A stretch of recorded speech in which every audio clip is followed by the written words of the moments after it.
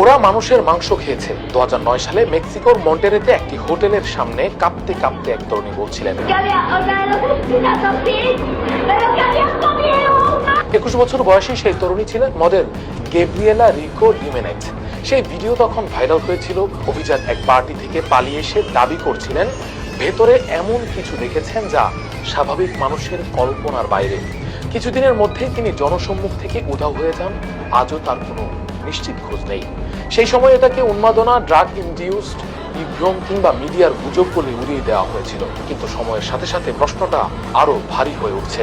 যদি সে একা না হয়, যদি সে এমন কিছু দেখে ফেলে থাকে যেটা দেখার কথা ছিল না। পৃথিবীর সবচেয়ে কার্যকর নিয়ন্ত্রণের অস্ত্র দুটি, টাকা আর যৌনতা। এই দুয়ের সমন্বয়ে যে ফাঁদ তৈরি হয় তা দিয়ে রাষ্ট্রপ্রধান থেকে শুরু করে মিডিয়া আইকন সবাইকে কবজায় আনা সম্ভব। আর দুটোতেই পৃথিবীর সবচেয়ে বেশি এগিয়ে মিলেনিয়ামরা। অন্তত এই ক্ষমতাধর মানুষদের ডার্ক সাইডটা কখনো সামনে আসতে দেয়া হয় না।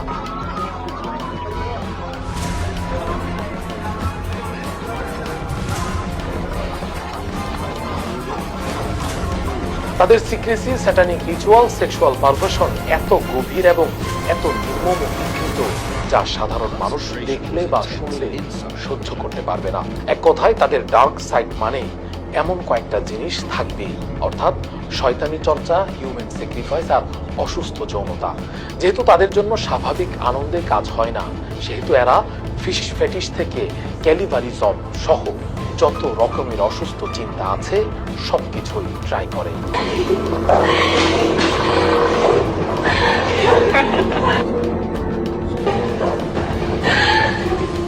ফিশ ফেটিশ কি? নির্দিষ্ট জিনিস বা শরীরের কোনো অংশকে নিয়ে অস্বাভাবিক আকর্ষণ অনুভব করা। এটি তাদের বিকৃত আনন্দের একটি অংশ। সাধারণ যৌন আচরণের বাইরে গিয়ে তারা এতে আনন্দ খুঁজে পায়। কিছু মানুষ চরম অমানবিক বা সহিংস আচরণও করতে পারে, যেমন মানবদেহকে কেন্দ্র করে ভয়ঙ্কর কাজ। ক্যানি মানে মানুষের মাংস খাওয়া, আর বালিজম এখানে বিকৃত সহিংস যৌন বা রিচুয়াল আচরণ বোঝাচ্ছে।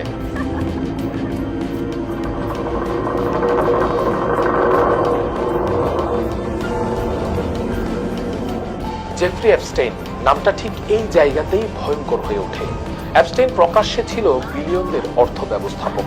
1982 সালে যে এপস্টেইন অ্যান্ড কোং খুলে সে ঘোষণা দেয় তার ক্লায়েন্ট হতে হলে অন্তত $1 বিলিয়ন মালিক হতে হবে।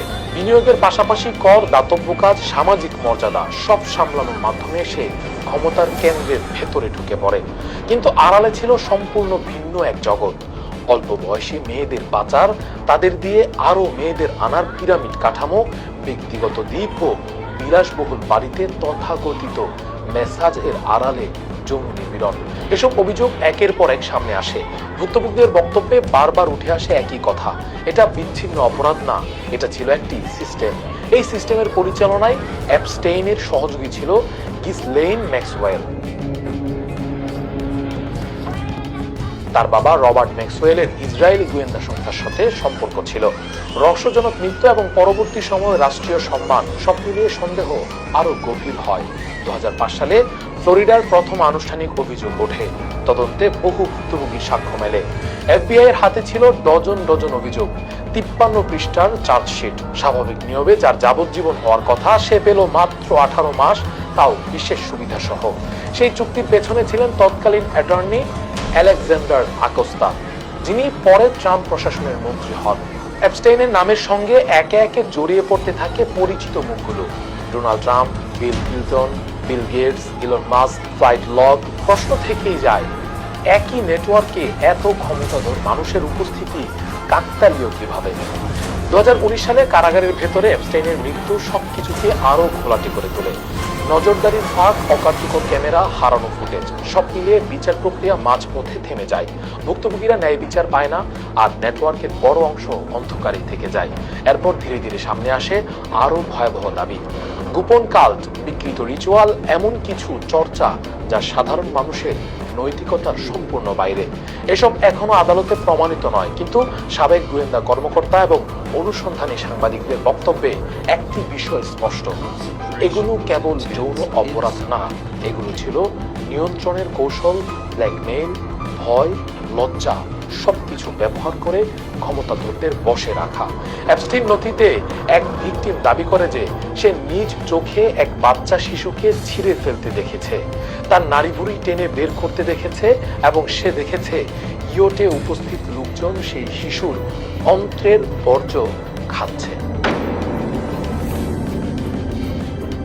পশ্চিমা সভ্যতা নৈতিকতা, নারী অধিকার, মানবাধিকারের কথা বলে, কিন্তু একই সভ্যতার ভেতরেই অভিযোগ অনুযায়ী নারী ও শিশুদের সবচেয়ে অমানবিকভাবে ব্যবহার করা হয়েছে। আইন সেখানে সবার জন্য সমান নয়, বরং ক্ষমতার কাছে নতজানু। মডেল গেব্রিয়েলা রিকো জিমেনেজ হয়তো এক মুহূর্তের জন্য পর্দা সরিয়ে দিয়েছিল, তারপর তাকে সরিয়ে দেওয়া হয়েছে। অ্যাপস্টেইন ধরা পড়েছিল, কিন্তু পুরো সিস্টেম ধরা পড়েনি। আমরা তাদের কথা মুখে উচ্চারণ করে গর্ব করে বলি, তাদের দেশে দুর্নীতি নেই, কোনো রাজনীতিবিদ জবাবদিহিতার ঊর্ধ্বে না, নারী অধিকার, নারী শিক্ষা নিশ্চিত করতে তাদের জুড়ি নেই। অথচ সেই নারীদের সাথেই তাদের এই ব্যবহার। শেষ পর্যন্ত প্রশ্ন একটাই, এটা যদি শুধু একজন লোকের কাহিনী হতো তাহলে এত নাম, এত নথি, এত অন্ধকার একসাথে জড়ো হতো না। এটা একটি কাঠামো, একটি বিকৃত ক্ষমতার জগৎ, এবং যতদিন সেই কাঠামো অক্ষত থাকবে ততদিন এই গল্প শেষ হবে না।